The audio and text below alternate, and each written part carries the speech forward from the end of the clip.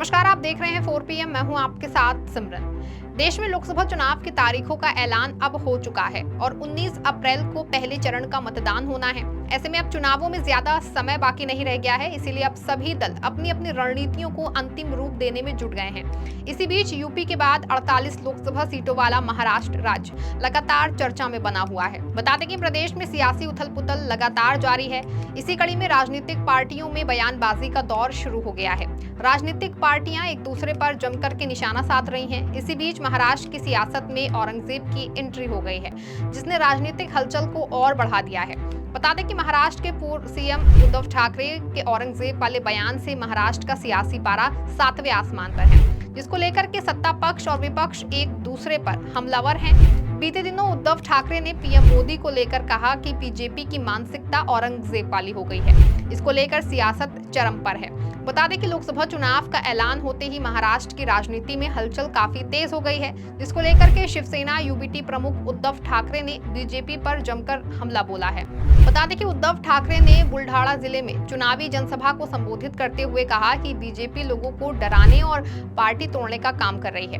वो औरंगजेब की मानसिकता है, जिससे सियासी पारा हाई हो गया है। और इस बयान को लेकर सत्ता पक्ष से लेकर विपक्ष में हलचल तेज हो गई है। पूर्व मुख्यमंत्री उद्धव ठाकरे ने कहा कि जिस मिट्टी में छत्रपति शिवाजी, जिजाऊ जैसे महान नेताओं ने जन्म लिया, वही हमारा सौभाग्य है कि हमने भी उसी मिट्टी में जन्म लिया और उसी मिट्टी में खंडोजी, खोपड़े, सुधाजी, पिसाल, पंत जैसे के वारिस भी अब तक पैदा हो रहे हैं। इतना ही नहीं, इसके अलावा उद्धव ठाकरे ने देवेंद्र फडणवीस पर निशाना साधते हुए कहा कि डिप्टी सीएम ने कहा था कि वो 2 पार्टियों को तोड़कर सत्ता में आए हैं। इन लोगों को शर्म आनी चाहिए कि इन लोगों को सत्ता में आने के लिए 2 पार्टियों को तोड़ने की नौबत आ गई है।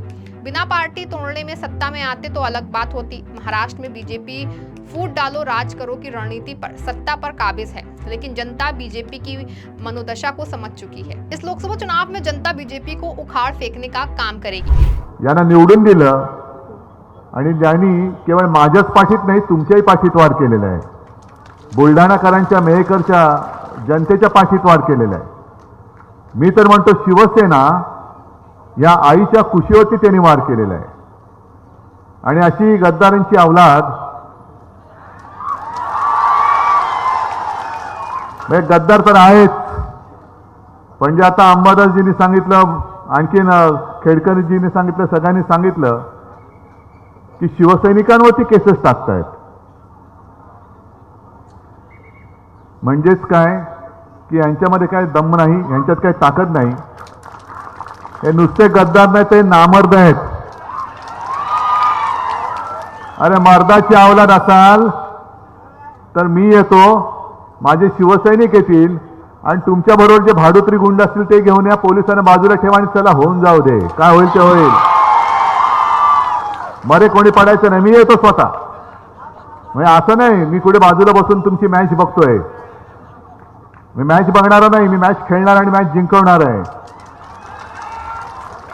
कारण मी म्हणजे काय अमित शहाचा पोरगा नाहीये, मी हिंदू हृदय सम्राट शिवसेना प्रमुख बाळासाहेब ठाकरे यांचा पुत्र आहे, अमित शहाचा नाही।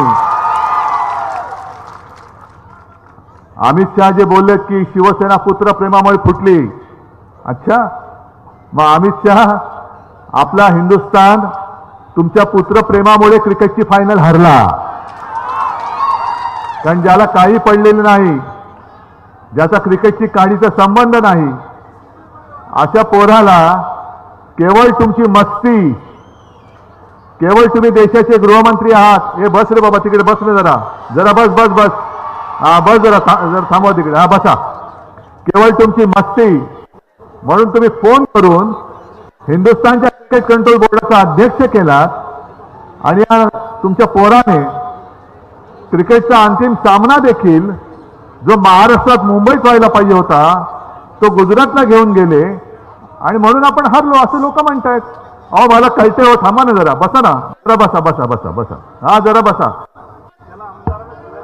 अरे हो सांगतो, आमदारांनी तुम्हाला शिव्या दिल्या होत्या ना, कळलं मला, होतं त्या ना, बसा बसा जरा बसा, या आमदारांनी शिव्या दिल्या होत्या, आलं ना तुमचं माझ्यापर्यंत पोहोचतंय।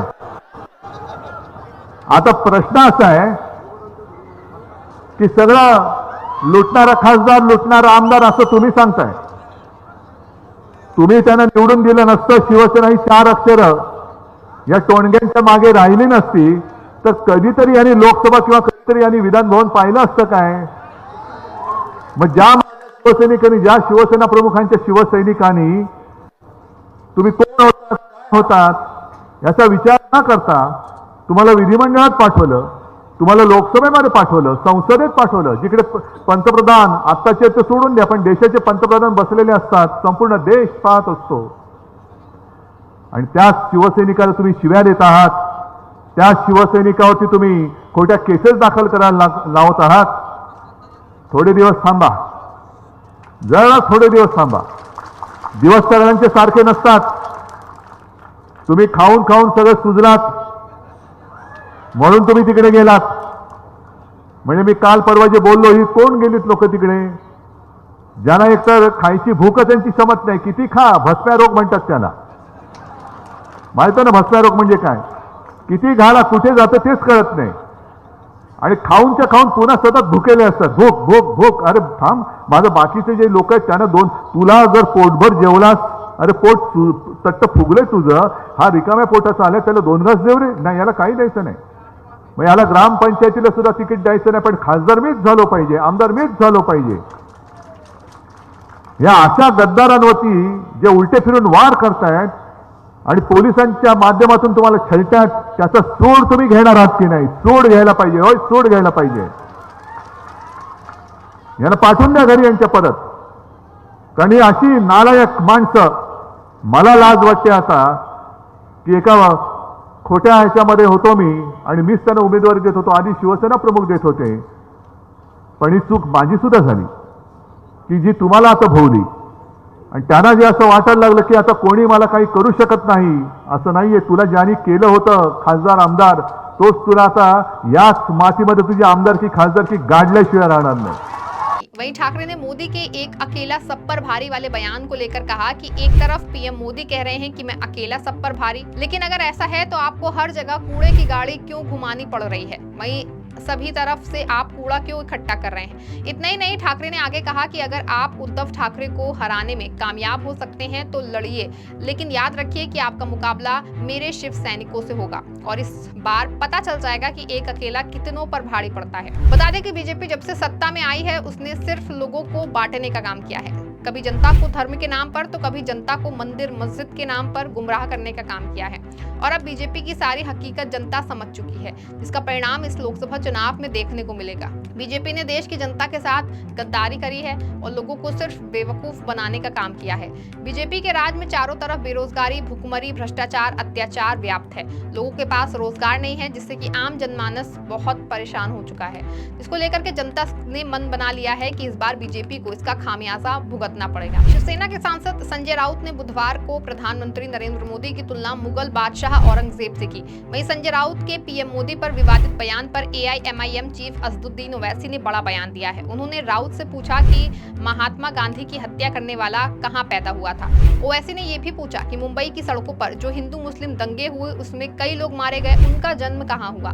बता दें कि महाराष्ट्र में विदर्भ क्षेत्र के बुल्ढाड़ा में एक रैली में राउत ने कहा कि मराठा साम्राज्य के संस्थापक छत्रपति शिवाजी महाराज महाराष्ट्र में पैदा हुए थे, जबकि औरंगजेब वर्तमान गुजरात में पैदा हुए। राउत ने कहा था कि गुजरात में दाहोद नामक एक जगह है जहां मोदी पैदा हुए, औरंगजेब भी वहीं पैदा हुआ था, इसी कारण मोदी की मानसिकता औरंगजेब वाली है। इसके बाद ये सियासी उबाल चरम पर है। इसके बाद एआईएमआईएम प्रमुख पीएम मोदी के समर्थन में आ गए हैं। दरअसल असदुद्दीन ओवैसी ने छत्रपति संभाजी नगर में प्रेस कॉन्फ्रेंस की। इस दौरान उन्होंने महाराष्ट्र में गठबंधन पर कहा कि प्रकाश अंबेडकर ने अभी हमारी कोई बात नहीं हुई है, फिलहाल हमने सिर्फ हैदराबाद, औरंगाबाद और किशनगंज से उम्मीदवारी की घोषणा की है, और उन्होंने कहा कि इम्तियाज जलील जल्द ही आधिकारिक तौर पर ये भी घोषणा करेंगे कि महाराष्ट्र में कौन सा उम्मीदवार खड़ा होगा।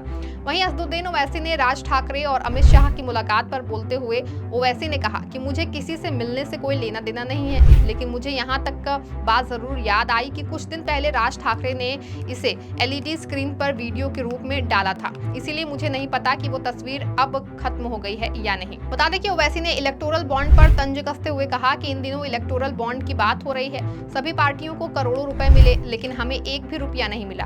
कहा जाता है कि आप बीजेपी की बी टीम है। फिर भी प्रधानमंत्री नरेंद्र मोदी कहते हैं कि मैं नहीं खाऊंगा और ना खाने दूंगा। सबसे ज्यादा बिजली बॉन्ड हैदराबाद में खरीदे जाते हैं, लेकिन हम यहीं से हैं और हम भी भूखे मर रहे हैं। इस दौरान ओवैसी ने भरोसा जताया कि इम्तियाज जलील एक बार फिर औरंगाबाद से सांसद चुने जाएंगे। साथ ही उन्होंने कहा कि प्रकाश अंबेडकर से हमारी अभी तक कोई बातचीत नहीं हुई है। यही मैं पहले भी कह रहा था और अब भी यही कह रहा हूँ, और मैं इम्तियाज जलील पार्टी के कुछ पदाधिकारियों के साथ मिलकर के अच्छा काम कर रहे हैं।